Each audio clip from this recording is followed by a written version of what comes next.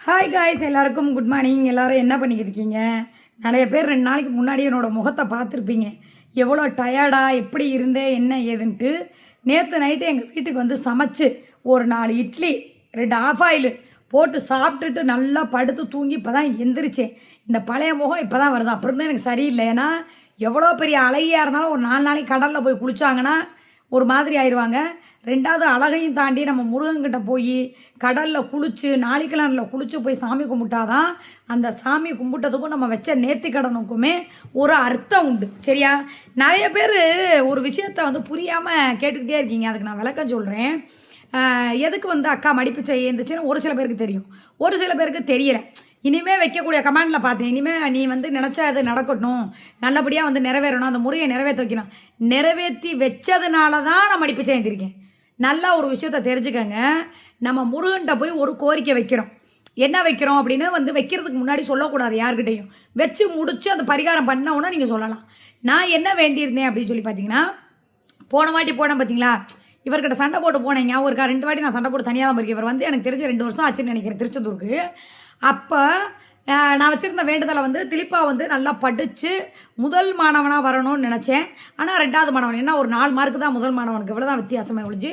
நான் நினச்ச மாதிரியே 2வது மாணவன் மார்க்கு நல்ல மார்க்கு, அப்புறம் பெரிய காலேஜில் சீட்டு. இந்த 3 திலீப்பா விஷயத்தில் நான் வேண்டியிருந்தேன். 2வது விஜய் அண்ணன் அவர் முதல்வராக வரணும் அப்படிங்கிறதை நான் வேண்டியிருந்தேன். இந்த 2க்கும் சேர்த்து நான் மடிப்பிச்சை ஏந்திரன். ஃபஸ்ட்டு திலீப்பாக்காக தான் மடிப்பிச்சை ஏந்திரன்னு சொல்லி வேண்டியிருந்தேன். அப்புறம் விஜய் அண்ணனுக்கும் பார்த்தீங்கன்னா எனக்கு ரொம்ப சங்கடமாக போச்சு. என்னடா ஒரு மனுஷனை இவ்வளோ பாடுபடுத்துகிறாங்களே, எப்படி ஒரு உட்காந்துருவாரா என்னன்னு சொல்லி ஜெயிச்சும் அவருக்கு ஒரு பிரச்சனை வந்துச்சு. உங்களுக்கு தெரியும், இன்னமும் தான் ஓடிக்கிட்டு இருக்கு. அந்த மனுஷனை ஒழுங்காகவே ஒரு இதாக பண்ண விட மாட்டேங்கிறாங்கன்னு வச்சுக்கோங்களேன். அதனால் நான் நேர்த்திக்கடன் வச்சுருந்தேன். வச்ச நேர்த்திக்கடன் எனக்கு நிறைவேறிடுச்சு. அதனால் நான் மடிப்பிச்சை ஏந்தினேன். அடுத்து வந்து ஒரு நேர்த்திக்கடன் வந்து நான் வச்சுருக்கேன். அதாவது வந்து நேர்த்திக்கடன் வச்சு நிறைவேறவங்க தான் வந்து மடிப்பிச்சை ஏந்துவாங்க. திருச்செந்தூரில் நிறைய பேர் மடிப்பிச்சை ஏன் ஏந்துறாங்க அப்படின்னு நிறைய பேருக்கு தெரியாது. நான் வச்சுருக்க நேர்த்திக்கடன் என் மனசுக்கு ஒரு திருப்தியானது. முக்கால்வாசி நேர்த்திக்கடன் வைக்கிறவங்க வந்து குழந்தை வரம் கேட்டவங்க மடிப்பிச்சை ஏந்துவாங்க. நல்லா தெரிஞ்சுக்கோங்க. குழந்தை வரம் யாராவது ரொம்ப முடியாமல் இருப்பாங்க பார்த்தீங்களா, உடல் ரீதியாக முடியாமல் இருப்பாங்க இல்லையா, அவங்களுக்காக. 2வது வந்து பார்த்தீங்க அப்படின்னா, யாராவது கூட இருந்தவங்க எல்லாத்தையும் ஏமாற்றிட்டாங்க, நம்மளை வந்து நெஞ்சில் குத்திட்டாங்க, எதுவுமே இல்லை, நான் இழந்துட்டேன் முருகா, கடைசியாக உனக்கிட்ட நான் மடியேந்தி வரேன் அப்படி சொல்லி முருகன்கிட்ட போய் மடிப்பிச்சைங்கிறது வந்து முருகன்கிட்ட போய் எனக்கு வந்து ஒரு பிச்சை போடு முருகா, உசுரை பிச்சை போடு, வாழ்க்கையை பிச்சை போடு, என் பிள்ளைக்கு படிப்பை பிச்சை போடு, கல்யாணங்கிறத அந்த விஷயத்தை பிச்சை போடு, ஒரு குழந்தைங்கிறத பிச்சை போடுன்னு சொல்லி அவர்கிட்ட மடியேந்தி நம்மளோட வாழ்க்கையில் என்ன வேணுமோ அப்படிங்கும்போது அந்த பிச்சை போடுறேன். எனக்கு தெரிஞ்சதை சொல்கிறேன். அந்த பிச்சை எடுக்கும் போது நமக்கு பிச்சை போடுறாங்க இல்லையா, அந்த காசை காணிக்கை அப்படிம்போது அந்த முருகனே மனித ரூபத்தில் வந்து நமக்கு உனக்கு என்ன வேணுமோ அதை நான் தர்றேன் அப்படிங்கிற மாதிரி தான் எனக்கு தெரிஞ்சதை நான் சொல்கிறேன். அப்படிங்கிறனால நான் முருகன்கிட்ட என்ன வேண்டியும் எனக்கு நடக்காமல் இப்போ வரைக்கும் நான் இருந்ததில்லை. இதில் விட என்ன ஒரு பெரிய ஆச்சரியம்னா, நேற்று கேட்குறாரா சத்தியமாக அவர் என்ன தெரியுமா என்னை கேட்டார், எப்பா என்னையா திருப்பரங்குன்றத்துக்கு போகலாமா? எதுக்குடா திருப்பரங்குன்றம், இத்தனை நாள் வந்தது இல்லையடா? இல்லை நான் போகிறேன். என்னப்பா நம்ம வீட்டு வாசலில் முதலாம் படையான நம்ம முறையை நம்ம வாசல்லே இருக்காரேப்பா, அவரை கூட நம்ம தூரமாக இருந்து பார்த்தோம், ஆனால் இவரை நீ நினச்சா கூட்டிகிட்டு போய் கருவறையிலே நிற்க வச்சு காட்டுவியே அப்படின்னா, சரி வா, வார செவ்வாய்க்கிழமை தானே லைவை முடி, நீ முடிச்சு கரெக்டாக வீட்டுக்கு வரும்போது கொஞ்சம் லேட்டாக நீ கொஞ்சம் சீக்கிரமாக வந்துரு, போய் சாமி கும்பிட்டுட்டு வாரம் ஆனால் இனிமேல் வாரம் போகலான்னு இருக்கிறாங்க. சரியா? ஏன்னா ஒன்றே ஒன்று மட்டும்தான் ஏன் சொல்லுவேன், மனுஷன் யாரையுமே நம்பாதீங்கயா. எப்போ ஏமாற்றுவான், எப்படி ஏமாற்றுவான், என்ன மாதிரி ஏமாற்றுவானே நம்மளால் தெரியாது. நான் எல்லா விஷயங்களையுமே இப்போ மனசுக்குள்ளேயே வைக்க ஆரம்பிச்சிட்டேன். 2வது நான் முருகன்கிட்ட நிறைய விஷயம் எனக்கு மிராக்களாகவே நடந்திருக்கு. எனக்கு அது உங்களால் சொல்லவே முடியலை. அவ்வளோ ஒரு மிராக்கள், அவ்வளோ ஒரு அதிசயம். சாமி கும்பிட்டுட்டு வர்றேன், முருகா எனக்கு வந்து மயில் வந்து ஆடிராதா, நீ ஆடி வந்து எனக்கு காட்சி கொடுத்துட மாட்டியான்னு கேட்டேன். உங்களுக்கு அதை நான் வீடியோவாக நான் எடுத்து போட்டுட்டேன். அப்படியே ராணி வரும் சண்டை போட்டுட்டு வர்றோம், மூடிக்கிட்டு நேற்றே வந்திருந்தீங்கன்னா சாமி கும்பிட்டுருக்கலாம்ல, எதுக்கு நீ இப்படி பண்ணுற அப்படின்னு சண்டை போட்டு 2 பேர் வர்றோம். சரி முருகா எனக்கு காட்சி தர மாட்டியா அப்படின்னு கேட்குறேன். மயில் தோகை விரிச்சு ஆடுது. கரெக்டாக அது எப்படி என் கண்ணில் திட்டு போடணும்? எல்லா இடத்துலையும் மயில் ஆடும். நாங்கள் நடந்து வர்ற இடத்துல கரெக்டாக அந்த கோபுரமும் அந்த மயில் ஆடுறதையும் பார்த்து உங்களுக்கே ஒரு மாதிரி பூரிச்சு போயிருக்கோம். அப்படி இருக்கும்போது நான் என்ன சொல்கிறேன், நான் சூர்யாக்கா கும்பிடுச்சேன். 2வது கேட்குறீங்கப்பா, இப்போ நிறைய பேர் வாட்ஸ்அப்பில் வர்றீங்க, எனக்கு வந்து 90 கொடுங்க, எனக்கு வந்து அந்த மை கொடுங்க, எனக்கு வேலை கொடுங்க, அதை கொடுங்க, இதை கொடுங்க. பாருங்க, நான் வாங்கிட்டு வந்ததே 3 தான். நான் 3 தான். இது யாருக்கு போகணுங்கிறத நான் நினைக்கக்கூடாது. முருகன் தான் அதை தீர்மானிக்கணும். அவர் யார் வீட்டுக்கு போகணும்னு நினைக்கிறாரோ அப்போ அங்கே தான் அவர் போவார். நான் எல்லாமே வச்சுருக்கேன். இந்த பாருங்க, அங்கே பையோட நான் கொண்டு போய் அங்கே கூட வைக்கல, எல்லாமே அப்படியே வச்சுருக்கேன். தீர்த்தம் எப்படி பார்சல் பண்ணுறதுன்னு எனக்கு தெரியலை. ஏன்னா நான் கொரியர் போடுறதுனால உடஞ்சிருமோ என்னமோ ஏதோன்னு எனக்கு பயமாக இருக்குது. நான் போய் கேட்குறேன். ஒரு டப்பா வாங்கி இந்த பிளாஸ்டிக்கெலாம் ஒட்டுற அந்த பசை வாங்கி ஒரு வாட்டர் பாட்டிலில் போட்டு மூடி எல்லாருக்கும் கொரியர் போடலான் இருக்கேன். சும்மா வந்துக்கிட்டு எனக்கு கொடு, உனக்கு கொடு, உனக்கு கொடு. அவர் எங்கே போகணுன்னு விரும்புகிறாரோ அங்கே தான் அவர் போவார். புரியுதுங்களா?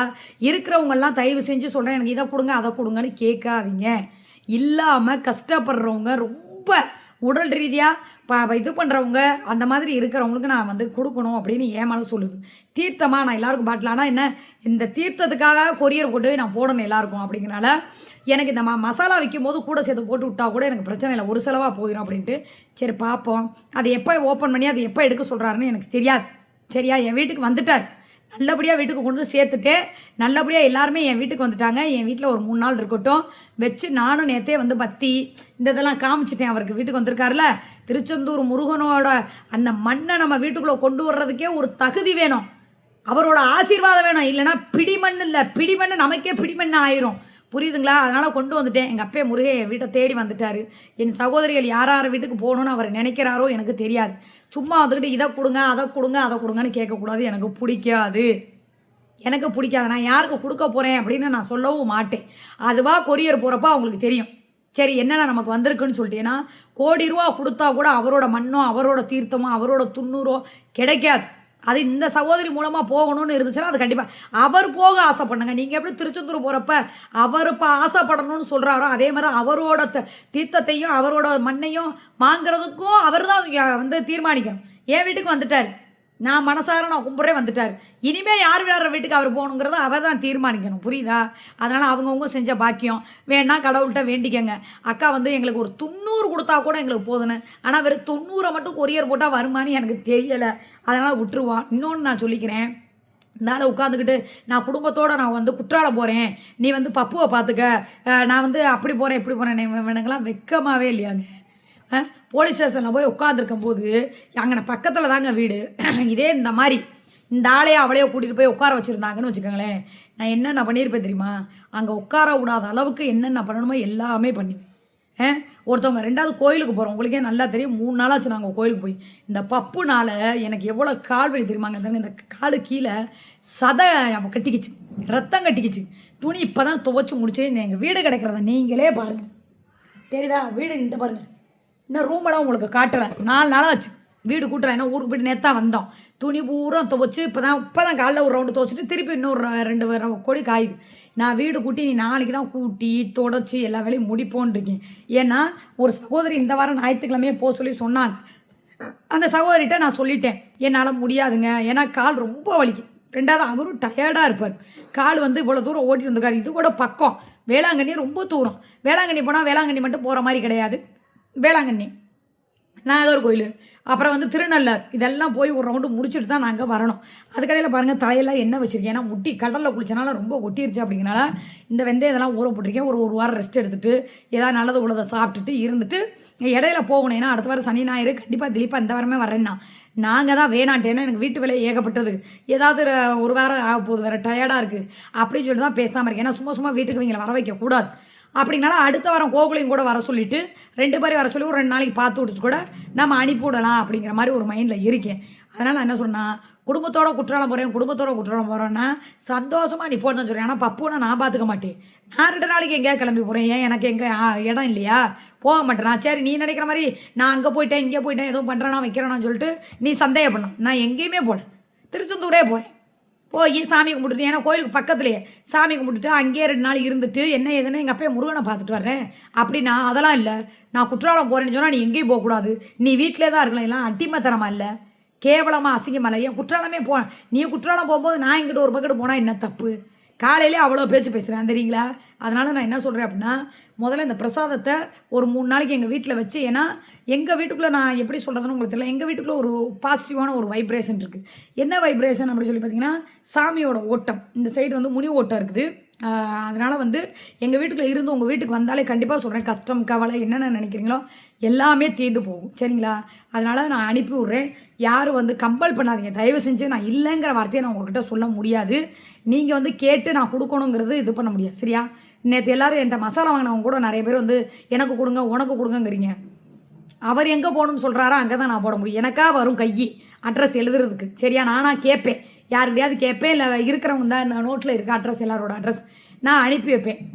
முருகன்கிட்ட வேண்டிக்கங்க, அப்பா ஒரு ஒரு ஒரு இதுனாது வரணும் அப்படின்னு சொல்லிட்டு. இதில் வந்து ஒரு 3 பேருக்கு தான் நான் அனுப்ப போகிறேன். ரொம்ப பேருக்குலாம் அனுப்ப முடியாது என்னால்.